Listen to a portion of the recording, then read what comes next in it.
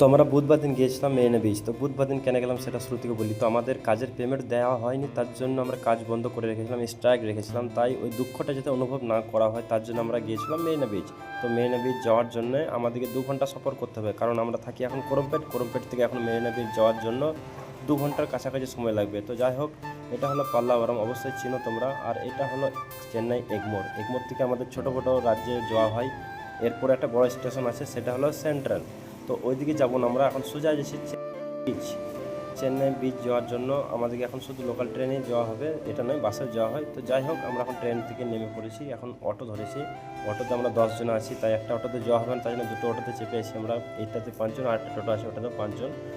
তো যাই হোক, আমার এই বন্ধু বলছে চলো কোথায় যাবে, তো একটু ইয়ার্কি করছে। অটো ড্রাইভার চলে বলছে হাঁটবে, তো আমরা চেপে এখন যেছি। আমাদের পাশে একটা অটো আছে, এটাতেও আমাদের বন্ধুরা আছে। তো যাই হোক, আস্তে আস্তে চলে এলাম মেরিনা বিচে, একদম মেন বাস স্ট্যান্ড। এটা হলো মেরিনা বিচে বড় বাস স্ট্যান্ড, এখানে বাসে আসা হয়।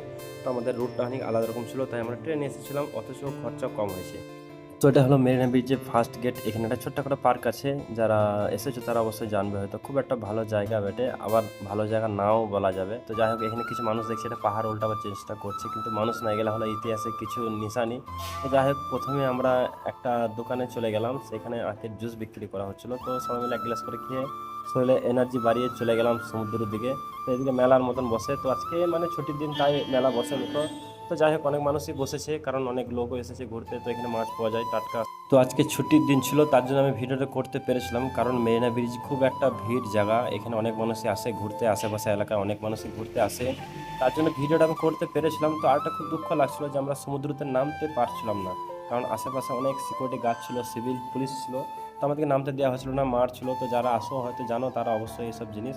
তো আমরা অত দূর থেকে কষ্ট করে গেছি, আর আমরা এনজয় করবো না, গা ধোবো না, এটা কোনো দিন হতে পারে? তো আমরা নেমেছি, ভালো এনজয় করেছি, 2 ঘন্টার মতন আমরা চান করেছি, তো নেমেছি। তো যাই হোক, আস্তে আস্তে আমাদের সময় হয়ে গেল বেরোবার, তাই বেরোবার উদ্দেশ্যে রেডি হয়ে গেলাম। তো সবাই নিজের নিজের ড্রেস নিয়ে চলে গেলাম আমরা বাইরের দিকে। সমুদ্র ধারে পাশে এই জায়গাটা দেখে খুব ভালো লাগলো, তো খুবই একটা ভালো জায়গা, বিকেল দিকে খুব ভালো লাগবে। তো যাই হোক, আমরা বেশি কিছু খাইনি এসে না করার কারণ এটা নয় যে পয়সা নাই, আমাদের রুমে ভাত রান্না করা আছে, যাতে ভাতটা নষ্ট না হয়, তার জন্য কিছু না খেয়ে আমরা আবার রুম ফেরত যাচ্ছি। তো যাই হোক, আমরা অটোতে চেপে আবার সেন্ট্রাল দিকে রওনা করলাম। তো এটা সমুদ্র লাস্ট গেট।